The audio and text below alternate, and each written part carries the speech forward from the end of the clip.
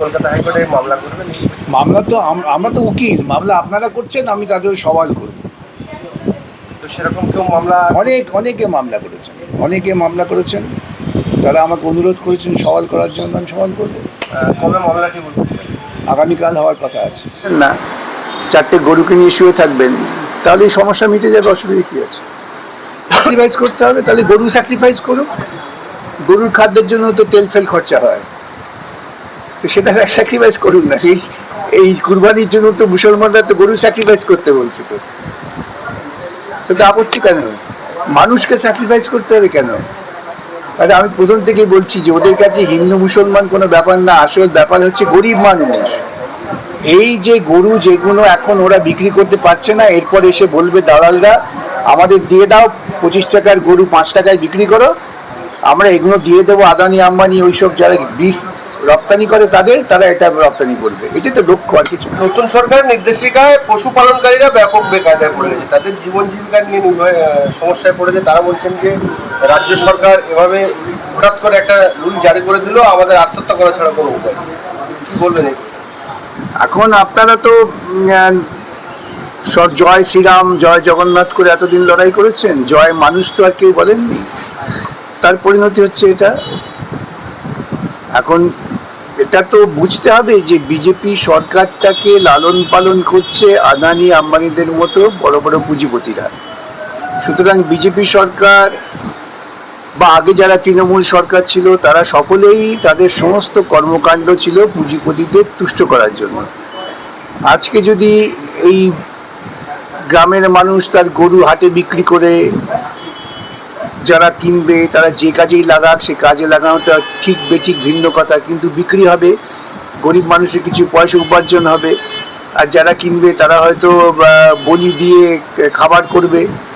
এটা গরিব মানুষদের ব্যাপার, এতে খুব অসুবিধে। ওরা চায় গরুর মাংস বিক্রি করে বিদেশ থেকে প্রচুর টাকা আসবে, সেক্ষেত্রে এই গরুগুলো যদি ওদের কাছে পৌঁছে দেওয়া যায়, তাহলে তারা অনেক বিদেশি মুদ্রা উপার্জন করতে পারবে।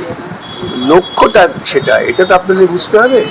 সুতরাং ওরা যা সিদ্ধান্ত নিচ্ছে সেটা হচ্ছে আদানি আম্বানিদের সুবিধে করে দেওয়ার জন্য, আপনাদের জনগণের সুবিধের জন্য করে না ওরা। যতই জয় শ্রীরাম জয় জগন্নাথ বা আল্লাহু আকবর করুন না কেন, মানুষের কথা ভাবতে গেলে মানুষের যে মঙ্গল হয় সেই চিন্তাটাই করতে হবে, এবং সেটা বিজেপি তৃণমূল বা ওই জাতীয় সরকার করতে পারে না এবং করেনি। মানুষের ভোটে তো সরকার নির্বাচিত, কিন্তু প্রচুর মানুষ হঠাৎ করে সরকারের নির্দেশিত যে কুরবানি দেওয়া যাবে না, এতে মানুষ বিপদে পড়েছে। মানুষ যদি বিপদ ডেকে আনে, তারা যদি আয় আমার ঘরে বিপদ আয় বলে বিজেপি তৃণমূলের মতো রাজনৈতিক দলকে ভোট দেয়, তো মানুষকে ভুগতে হবে। এটা কি করা যাবে? আমার কৃতকর্মের ফল আমাকেই ভুগতে হবে। তারা তো আমাদের কথা তখন গ্রহণ করতে চাননি। তারা মনে করেছিলেন সিপিএম কাটিয়ে আমরা তৃণমূলকে আনি, অনেক লাভ হবে। তারপরে দেখলো তৃণমূলের লাভ হচ্ছে না, ভাবলো তৃণমূলকে সারিয়ে বিজেপিকে আনি। কেন? বড় বড় প্রচার মাধ্যম আপনাদের এটাই বুঝিয়েছে যে তৃণমূল কিংবা বিজেপি, ও বামেরা কি হবে, বিকাশবাবু চেঁচাবেন, চেঁচিয়ে যাবেন, এই আপনাদের ধারণা ছিল। তার পরিণতি ভুগছেন আজকে। আমাদের প্রতিবেশী রাষ্ট্রগুলো টেকনোলজিতে যখন আকাশ ছোঁয়া তারা এগিয়ে যাচ্ছে, আমরা মন্দির মসজিদ, মন্দিরের নিচে শিবলিঙ্গ এবং কে কি খাবে এই নিয়ে পড়ে যাচ্ছে। তাই তো আমাদের পাশের দেশ চীন আমাদের পরে স্বাধীন হয়েছিল, তারা আজকে বিজ্ঞান প্রকৌশল কৃতবিদ্যা এইসব করে গবেষণা করে আমেরিকাকে কান ধরে টানছে। আর আমরা এখন পড়ে আছি গোমূত্র আর গোবর এই নিয়ে গবেষণায়। শিক্ষাক্ষেত্রে অনুদান বন্ধ করে দিচ্ছেন কেন্দ্রের বিজেপি সরকার, তারা গবেষণার জন্য কোনো টাকা দিচ্ছেন না। তারা বিশ্ববিদ্যালয়ের অধ্যাপকের শূন্য পদ পূরণ করছেন না। তারা বলছেন গোমূত্র আর গোবর নিয়ে গবেষণা করো, তবে টাকা দেব। তাহলে সেই আপনারা যাদের ভোট দিয়েছেন তারা এর বাইরে যাবে কি করে? আপনারা তো মানুষের জনগণের মঙ্গলের জন্য, আপনারা মানে আমরা জনগণ, মানুষের জনগণের মঙ্গলের কথা ভেবে তো ভোট দিই না। আমরা তো প্রচারে ভেসে গিয়ে ধর্মীয় আবেগে ভোট দিই। ধর্মটা যে ব্যক্তিগত আচরণে, তা দিয়ে যে সমাজ রাজনীতি চলে না, এটা তো আমরা বুঝিনি। তার পরিণতি এটা। নতুন নির্দেশিকা জারি করে যাচ্ছে সরকার, আপনারা কি কলকাতা হাইকোর্টে মামলা করবেন? মামলা তো আমরা তো উকিল, মামলা আপনারা করছেন, আমি তাদের সওয়াল করব। তো তো সেরকম কেউ মামলা অনেকে মামলা করেছেন। তারা আমাকে অনুরোধ করেছেন সওয়াল করার জন্য, আমি সওয়াল করবো। কবে মামলাটি বলতেছেন? আগামীকাল হওয়ার কথা আছে।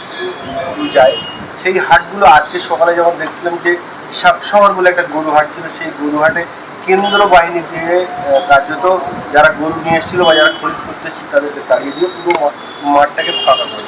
এবং তাতে সবচেয়ে বেশি ক্ষতিগ্রস্ত যে গরিব মানুষগুলো, ওই যারা সারা বছর গরু রেখেছে, ধার করে টাকা দিয়ে হয়তো গরু চাষ করেছে বা গরু কিনেছে, তারা আজকে রাস্তায় বসে যাবে।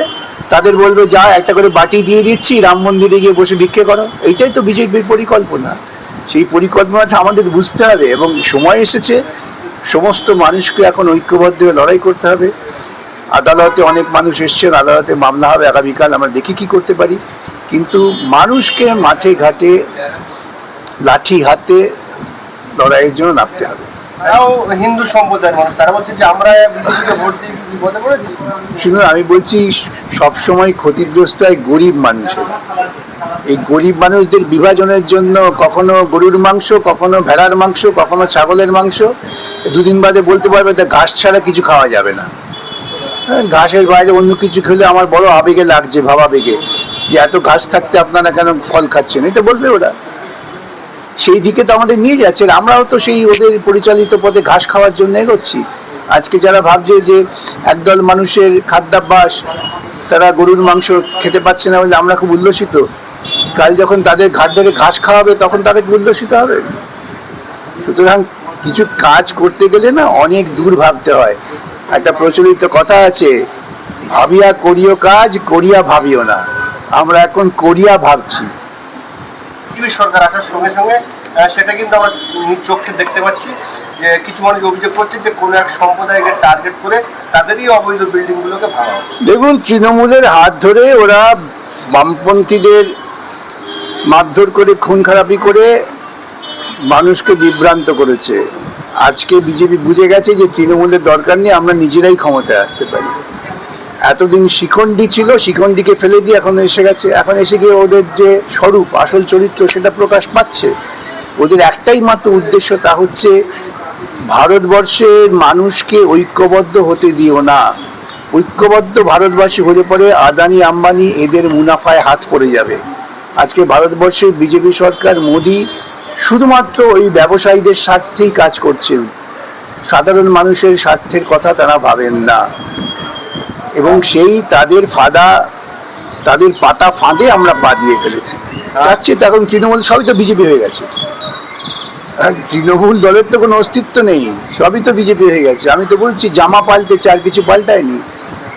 এবং আপনারা দেখতে পাচ্ছেন তো প্রতিদিন প্রতি মুহূর্তে যে একই আছে সমস্ত কর্মকাণ্ড, শুধু জামাটা পাল্টেছে, একটু মোড়ক পাল্টেছে, আর কিছু না।